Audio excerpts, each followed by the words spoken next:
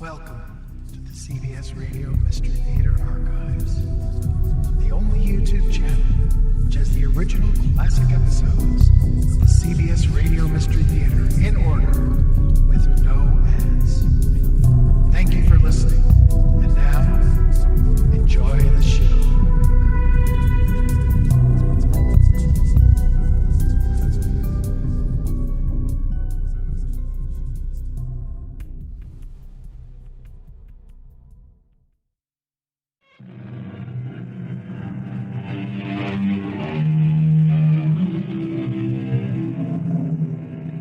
Come in. Welcome. I'm E.G. Marshall. The meek shall inherit the earth, but surely not today. Indeed, it wouldn't be surprising if it didn't happen next week, or next month, or even next year. In order to be a successful member of the meek, one requires patience. Indeed, the thing the meek do better than anyone else is to endure injustice with patience. And yet there is a human limit to endurance, while obviously there is no limit to injustice. Something has to give. Can you describe the man who killed my son? Oh, no. But you saw the man. I didn't. I swear I didn't. That isn't true. Who are you to come busting in and giving me the third degree? Get out! What did he look like? Mister, I got a husband, kids. Let me alone. What did he look like? Get out! Yes, I shall get out. But I shall return tomorrow, and the day after, and the day after, and I'll ask you again and again, and you will not know a moment's peace until you tell me.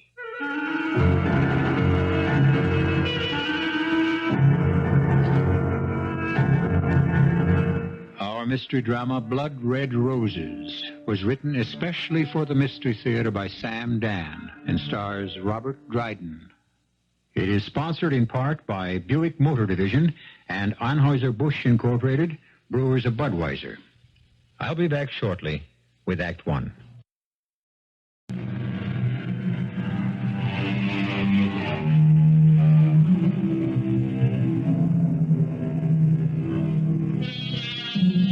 We walk, it seems, a narrow and slippery pathway between poetry and practicality. Poetry tells us to love thy neighbor. Practicality warns us, don't stick your neck out. Don't get involved. These are the voices of practicality. And in so many cases, they seem to prevail. Well, we're about to witness an exercise in both poetry and practicality. And you may judge which course has been the most productive. I have to stop. I gotta rest. I can't run anymore. Go, open the door. Quick, open it up. Open it. What do you want? Please, lady, let me in. You're in? Who are you? What do you want? Let me in, please. Just let me hide for a minute. Hide? They're after me. They'll kill me. Go away. For God's sake. Go away, I'll scream. They'll kill me. Go away, please, go away. Somebody's gotta hide me. Please. Please. Yes? Please help me. Are you in trouble? Yeah, the guys are coming after me. Help me. Well, come in. Maybe I shouldn't come in. Well, why not? Because if they find me here, they can kill you, too. Well, maybe we better call the police. Oh, no. But that's what the police are for, to help. No! Well, why are those guys after you? Because I knew too much, I talked too much, and I got no place to hide. Well, sit down. You will not be killed here. Oh, maybe not. You got a gun? This is a sanctuary. A what? A sanctuary. The sanctuary of a church. What church? My church. A church? Well, where's the altar? Where's the cross? This is the church of the heart. It is my ministry to help those in need. Pray with me. Are you crazy? Pray to whatever God watched over your childhood, in whatever language you ever spoke to him, but Pray from the heart. The spirit. In here. The dame said he ran in here. Oh, it's Joe. It's Joe. They found me. Come on, open up in there. Open up. We'll bust it down. I told you to let me get out of here. Now it's too late. Let us pray. Open up. The door's unlocked. Yeah, there he is. Why do you enter this house? Knock him off, Albie. Joe, I'm gone. I know that. But this guy, this priest... What are you trying to pull? What priest? Don't kill him, Joe. He didn't do anything. You must not commit violence in this house. I cannot permit you Let to... go my arm, you nut. Let go. Albie, listen! I forgive you. He's still alive, Albie. I forgive... You...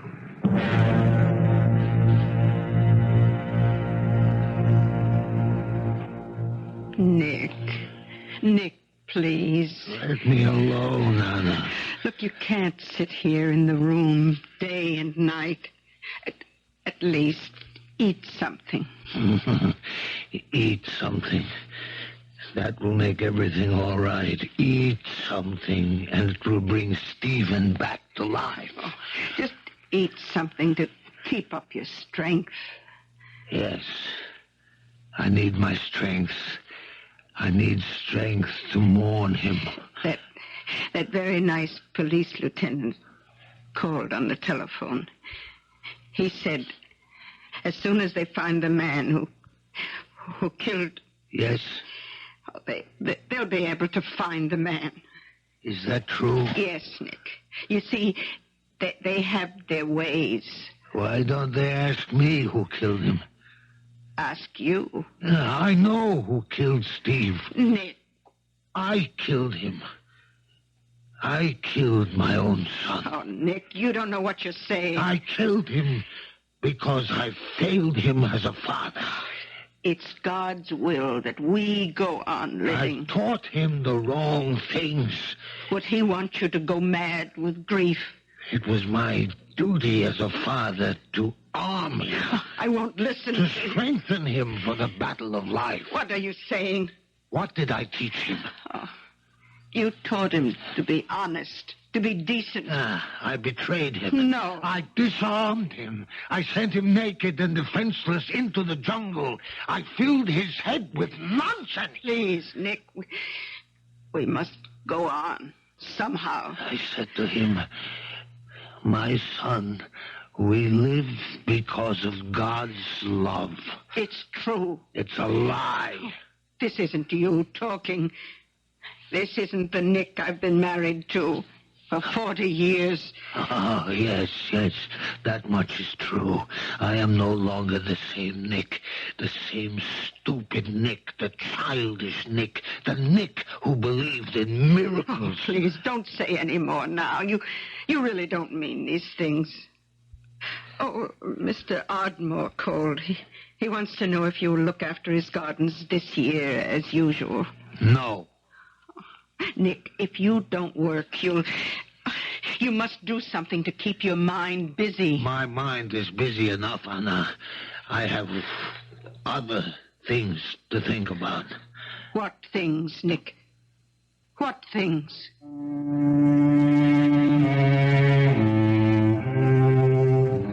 What things? It only proves that women cannot understand what must be done. I must kill the man who murdered my son. Even as I say these words, I feel a chill. I never spoke this way. I never thought this way. But until now, I never had reason to. Lieutenant Daly. Who? Well, can't you tell him I'm out? Look, I feel sorry for him, too, but what can I do about it? All right, send him in. What does this old guy want from me, anyhow? Mr. Burko, come here and sit down. Oh, thank you. I know what you're here to ask me. Yes. And let me tell you, we're working on it. Are there any results? Well, it was a Gangland killing, we know that much. Yes? The guy they were after was a stool pigeon. Excuse me? No, an informer. Oh, yes. Well, the problem is, any one of a number of well-known racketeers could have ordered the hit. We don't know which gang, which outfit is responsible. Yeah, but the gunmen, they prowled through the neighborhood. They were seen. Surely they can be described. By whom? By witnesses. We can't find any. But it is a crowded street. Someone saw them. People are frightened. It is known that the fugitive ran from door to door, and each door was closed to him. Yes, the old story. Nobody wanted to get involved. Well, you can't blame people too much, you know. They're scared. Have you spoken to the people? Yes, Mr. Burko, but we can't force people to testify. Maybe if I spoke to them... What makes you think they would listen to you? I would ask them in a certain way.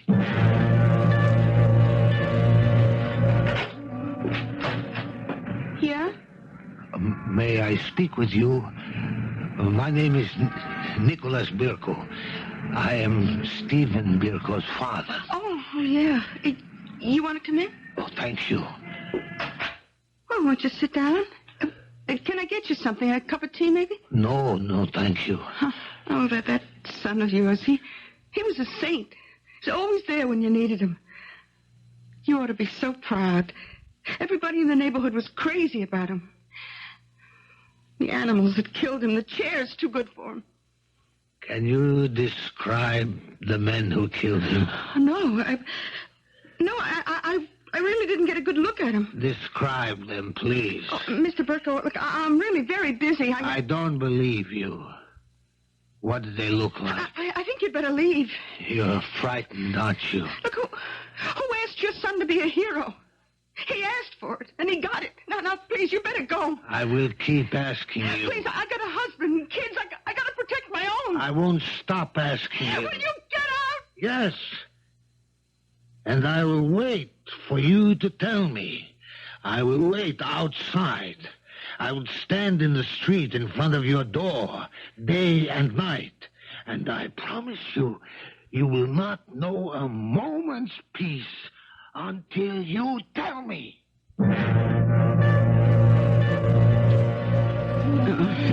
Nick? Oh, Anna, I woke you. I'm sorry. Oh, where are you going? It's only 6 o'clock in the morning. Out. Oh, Nick, you can't keep doing this. I can. I will.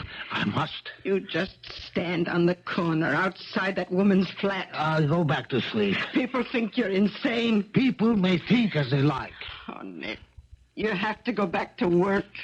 This is my work. Your customers. They'll have to hire other landscape artists. All the flowers you planted for so many good people. It can't be helped. But what good does it do? Your only son was murdered, and you have no wish to avenge his death? Vengeance is mine, says the Lord. Ah, yes. But since the Lord shows no sign of taking it, I'll have to attend to it myself. Nick, it's raining outside. It's also raining on my son's grave. If you could only find peace. I will. On the day I avenge his death.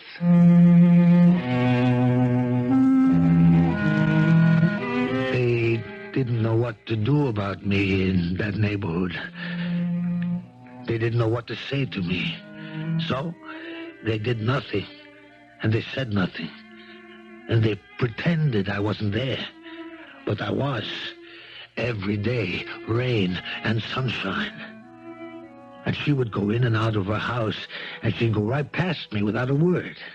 And I made no move to stop her, to talk to her. I just looked at her.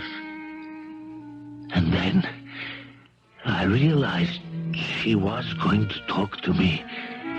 Because she was no longer walking past me. She was beginning to run. and every day she would run faster. And I knew there had to be a limit to how fast she could run. And on that day, she would stop running, and she would walk up to me, and she would say, You win. You win. I'll tell you everything. I just can't run from you anymore.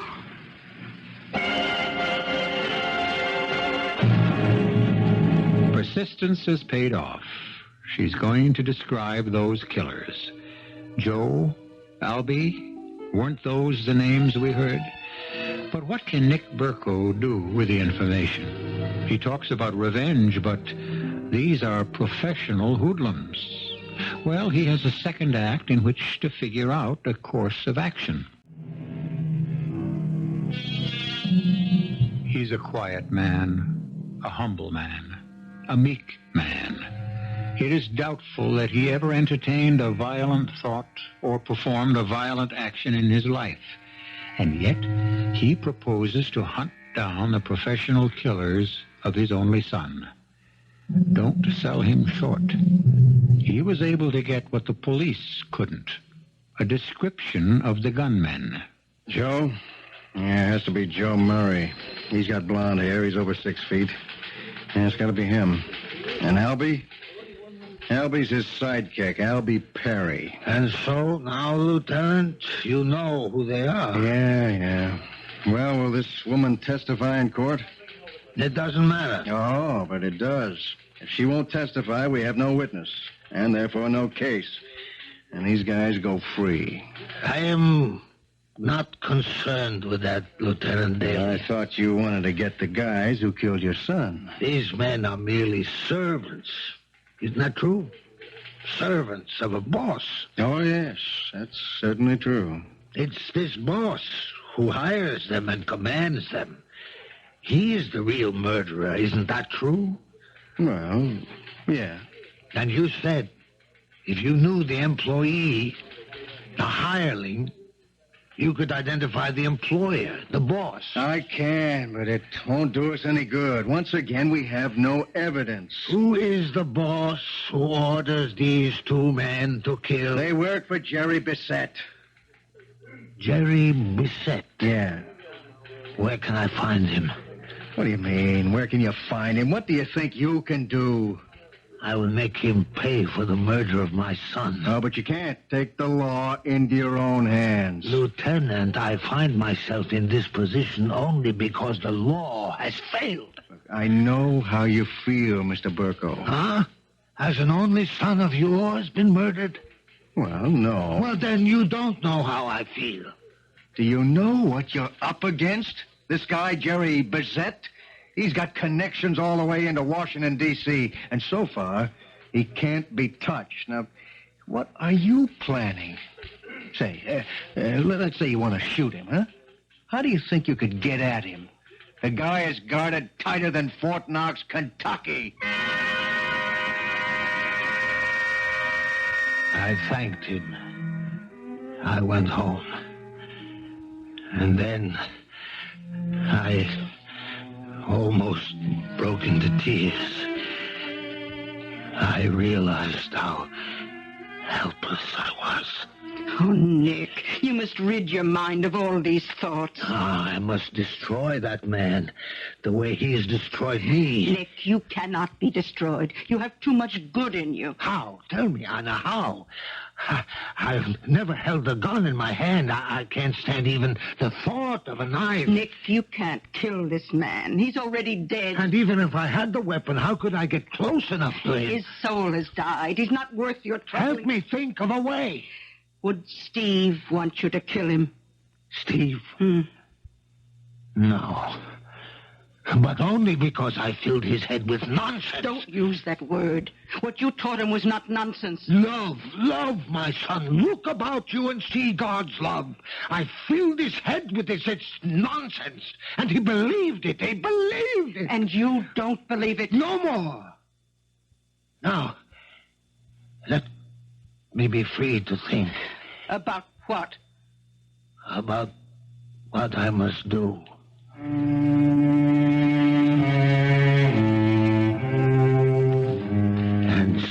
suddenly, I felt as if a weight had been lifted from my mind. Now, for some reason, everything was so clear. Jerry Bissett. The untouchable Jerry Bissett. I would find a way somehow. And so, instead of wringing my hands and feeling sorry for myself, I decided to act. First, I must learn everything there was to know about Jerry Bissett. In the beginning, Lieutenant Daly refused to talk to me, but I haunted his office just as I did that lady's street corner. And I heard some gossip, and I took advantage of it. What are these? Those are roses, Lieutenant. I know they're roses. I never saw such beautiful ones. I understand your wife loves to grow roses. Yeah, what kind are they? It's a rose I have developed myself. I will tell her how to plant them, how to... Now, hold on a minute. Why are you... This is a bribe. Oh, no, I can't take... And what am I asking for? Just information on Jerry Bissett. But you'll only do something stupid and get yourself killed. Well, that's my right as a citizen, isn't it? You know what's funny? Roses. Why? Roses just happen to be Jerry Bissett's hobby. What? This animal appreciates the beauty of a rose? Many of these animals have become domesticated in certain minor matters. They breed flowers, horses, dogs. They buy art. Roses. Yeah. He exhibits at all the shows. At the shows. What's funny, Nick? Roses. As simple as that. Roses. My blood-red roses. And that night, I wrote a letter. I went to the library to write this letter because from now on, Anna must not be aware of what I meant to do. I must keep her out of it. Dear Mr. Bissett, I have developed what I thought was a new flower, which I call the blood-red rose.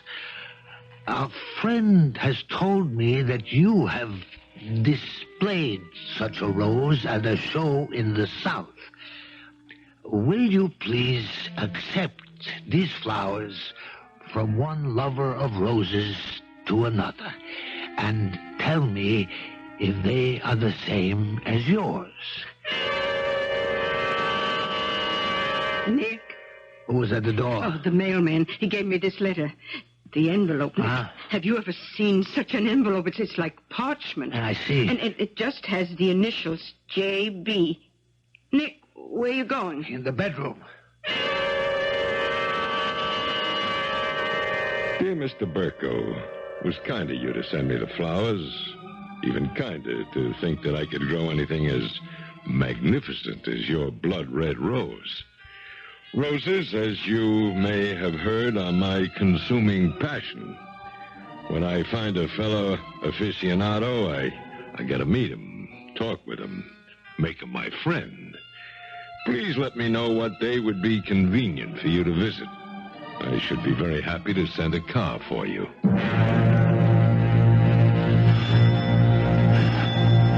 A minute, please.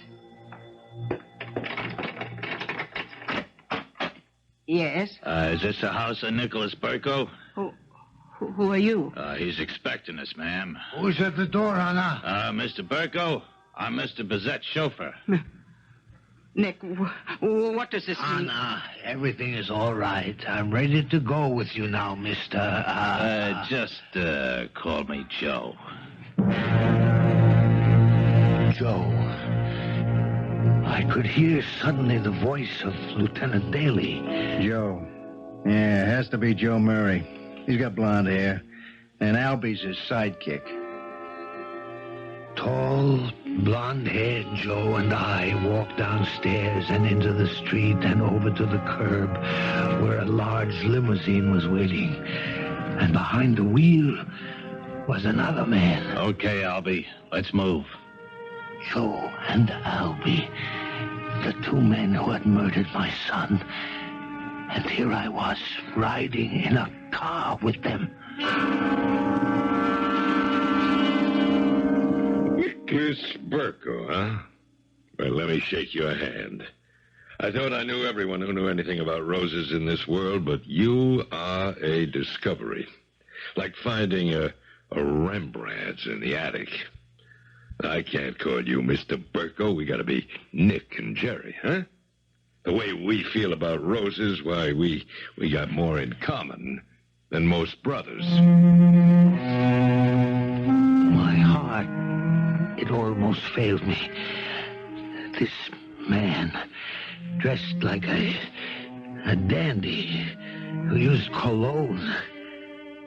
This man who it seemed I could almost crush with my two hands. This man was the terrible Jerry Bizet. No, must be a mistake. What do you do, Nick? I work as a gardener. I gotta correct you. You don't work. You create. And you're not a gardener, you're an artist. Who you with? I work for myself. Well, work for yourself. But work for me. Turn yourself loose on this estate, Nick, and name your price. Yes, but Be what used to be called artist in residence, huh? Well, that's what you were meant to be. And let me function as I was intended, as a patron of the arts. You and me, Nick, it was meant to be. Was I going mad? I had come here to kill this man. And now we were talking about my working for him. This depraved killer who had the responsibility for Stevie's death. What stopped me from ending his life right here, right now? Hey, Pop, might have known you'd be out here. Oh, Junior, I'd like you to meet Nick Burko. Hiya. That's my son, Jerome Francis Bizet, Jr. Oh, how do you do? Nick developed that rose I showed you, the blood red rose. Yeah, it's a great thrill, Pop. I need some dough. You got your allowance yesterday. Well, you know me, Pop. I can't stay away from that wheel. Junior, you've got to learn Come on. What's the lecture? You own the joint. Every dollar I lose comes back to you. You just keep the money moving, right? Mr. Roberts tells me you ain't been to the office in a week. Make that a month. The old guy's covering up for me. Junior, you gotta do something productive. Why? My old man's got millions. What do I have to work for? Suppose we discuss this some other time, huh? Yeah. Look at Mr. Burko. He's embarrassed. It's okay, Mr. Burko. I can tell. You're a gentleman of the old school. You're lord and master in your house, and when you talk, the wife and kiddies jump, right? Junior, that is enough. Mr. Burko is a true son of the soil, honest, rugged, like a rock. Well, you know what we do around here, Mr. Burko? Junior! We kill people. That's right. See, we're very polite. We're very sophisticated. We go to the opera, we visit the museums, we're good neighbors, we give to charities. But if you don't do what we tell you, if you don't buy what we sell you, we kill you. You shut up, punk! Ah, that's the dad I know and love. Well, good day to you, Mr. Burko. Mr. Luther Burbank Burko? Oh, kids. You got any kids, Nick? No. Kid. He's 26. 26.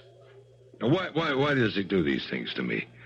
Why can't he become a serious person? The world is open up to him. Whatever he wants to be, I can buy for him.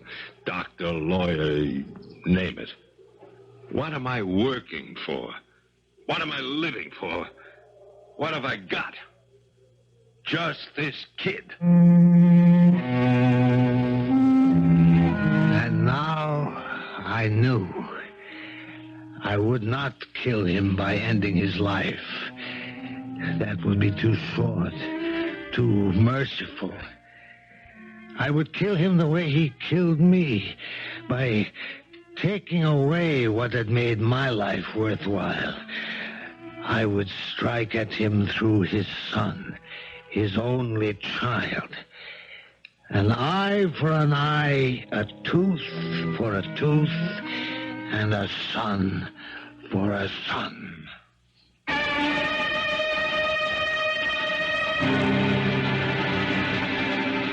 And that is the price, the blood price. The only problem is, can Nick Burko convince himself to exact it? Can a man suddenly overcome the habits of a lifetime? The snake can shed its skin, but can the leopard change its spots? There will be both shedding and changing when I return shortly with Act 3. Revenge is a fire that needs to be fed, and the longer it burns, the more fuel it consumes, until finally it burns everything and everyone as it rages out of control. Such a conflagration has already been started. Hello, Anna. Oh, Nick, you're home. Why shouldn't I be home? I live here. Where should I go? Oh, Nick, I was so frightened. You were taken to the house of that gangster chief. Gangster chief? Why, Mr. Bizet is what they call an eccentric millionaire. I don't understand. The man is devoted to roses, as I am. I sent him some blood reds. He asked me to work for him. Oh, you would work for him? Anna, life goes on. He killed our son. Who says that? I don't understand, Nick. Our son was murdered by hoodlums, engaged in a private quarrel. Who the killers were, we may never know. We have rumor, we have gossip. Nick, what are you going to do to him? I will not do anything to him. It isn't true. Why should I do anything to him? He is responsible for Steve's death. We know that. And if he is, are we not commanded to forgive? I'm afraid. Of what? Of you. Nick, listen to me. You're different. Different from other men. Ah, what are you saying? What other men have you known? Believe me, there is in you a force, a power. Oh, Nick. Anna, you really don't know what you're talking about. Listen to me. I married you because I could feel this power. Power? What power? You have the power of the earth. The forces of the earth are in you. You're a man of the earth. Look at what you can bring forth from the ground. Anna, I'm hungry. Is supper prepared? He is a bandit chief. Bandit chief? We are back in the old country. He is surrounded by fierce, heavily armed men. I wish you would listen to me, my dear Anna. And yet you have the power to destroy him. Because no one and nothing can stop you. Must I eat my supper in some cafeteria? What are you going to do to this man? How are you going to kill him?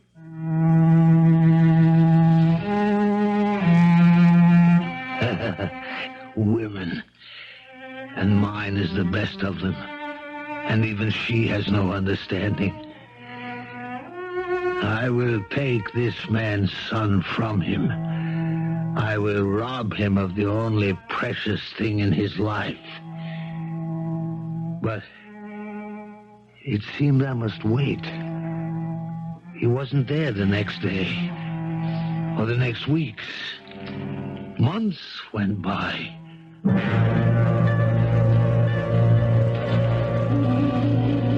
It's a miracle. This garden, it's a miracle. You know something? Nothing ever grew here before.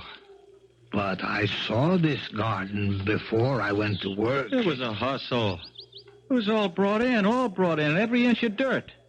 This place could only grow weeds. Oh, I cannot believe that. You know what I told the old man. I said you got too much blood in the ground. Why are you unhappy? Huh? Unhappy? Why should I be unhappy? I'm the one who asked the question. Who are you to question me? What do you know?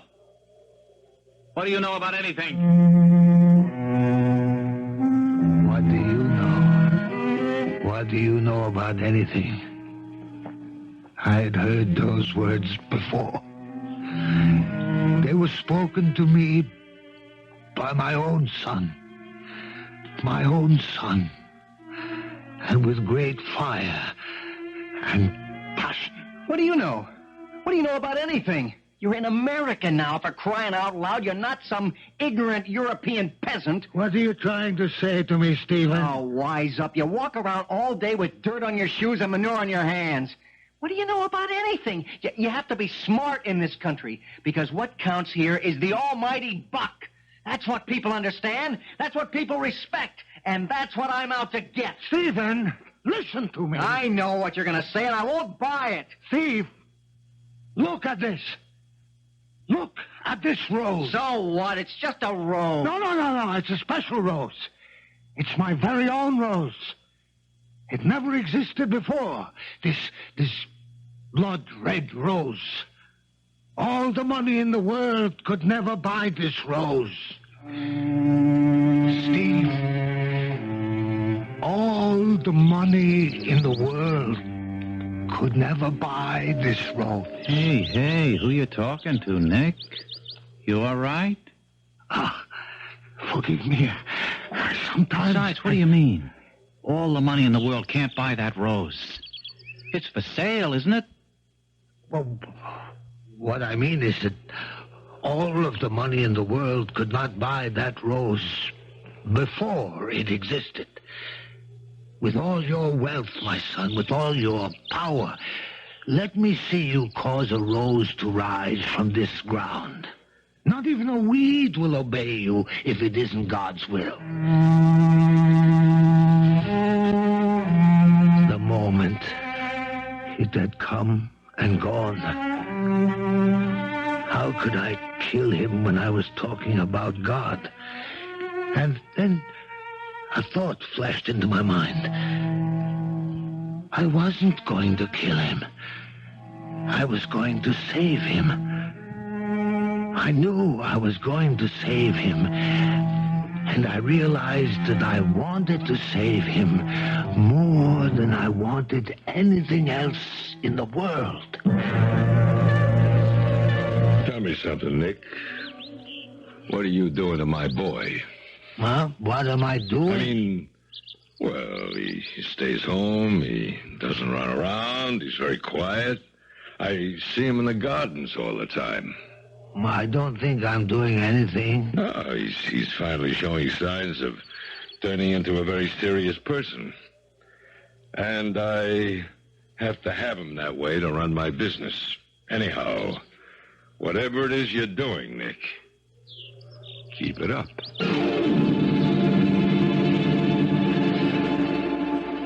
How do you get that rose to be such a red color? Such a blood red? That's not the way to say it. This rose does not obey me. It does not do what I command or desire. I only help it to become what it must be, what God has intended it to be. God certainly did not intend for any of us to lie, rob, murder. He only wanted us to love each other. Oh, love. This world needs so much love. What is it that you wanted to be? What was it that you wanted to do? I wanted to help people. Oh, that's a fine answer. And you have money? No. My father has money. But I won't touch it. It's blood money. How can you help without money? I'll give myself. There was a young guy, I read about him in the papers. It was a long time ago. I don't even remember his name. He went down into the slums. He wasn't a priest, he wasn't a doctor, he wasn't a lawyer, but he was there. And he did what he could. He was a most unusual young man. Not everyone could do what he did. I know. And maybe I can't either. But I'm gonna try.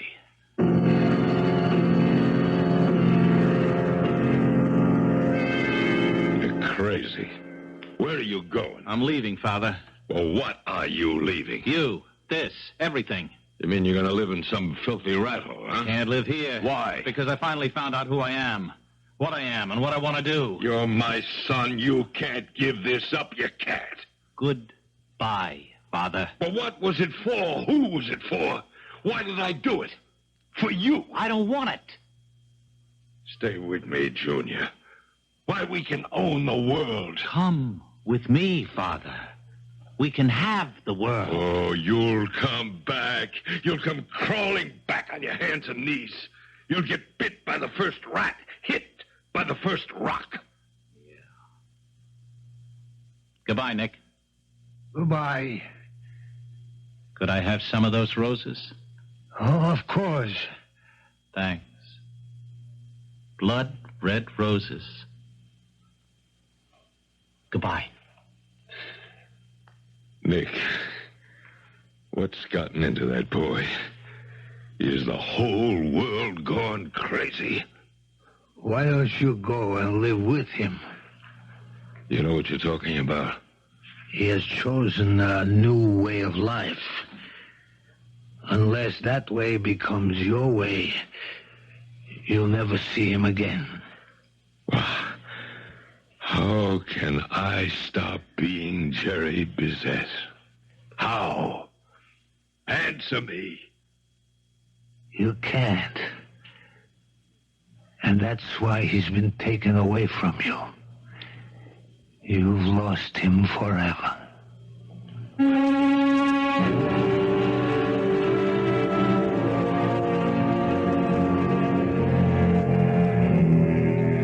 An eye for an eye, a tooth for a tooth, and a son for a son.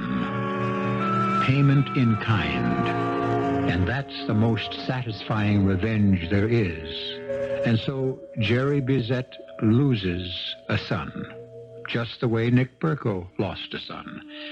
And you may say, well, Jerry's loss certainly doesn't compare with Nick's, but it does.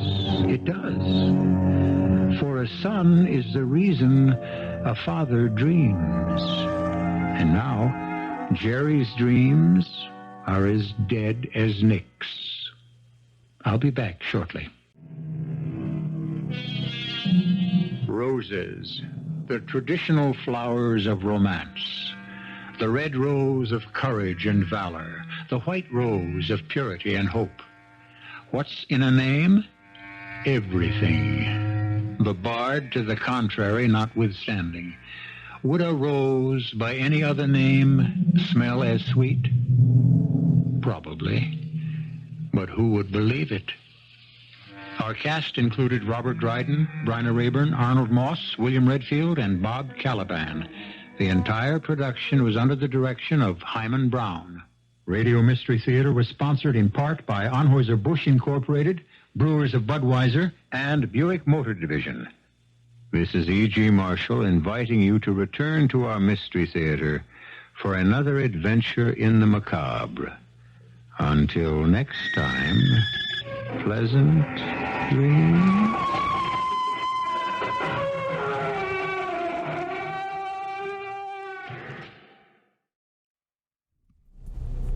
I hope you enjoyed this episode of CBS Radio Mystery Theater.